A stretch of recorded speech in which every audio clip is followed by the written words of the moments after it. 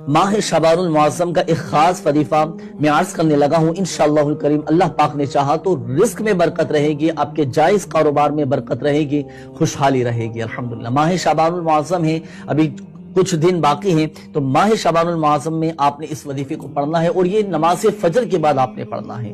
سب سے پہلے پڑھیں گے اعوذ باللہ من الشیطان الرجیم، پھر اس کے بعد پڑھیں گے بسم اللہ الرحمن الرحیم، پھر اس کے بعد پڑھنا ہے آیت کریمہ جسے دعا یونس بھی کہا جاتا ہے۔ آیت کریمہ کون سی ہے؟ لا الہ الا انت سبحانک انی کنت من الظالمین۔ یہ صرف 3 مرتبہ آپ نے پڑھنا ہے، اور 100 مرتبہ آپ یہ اللہ پاک کے مبارک ناموں کا ورد کریں گے، یا اللہ، یا رزاق، یا غنی، یہ 100 مرتبہ 100 ٹائم آپ پڑھیں گے۔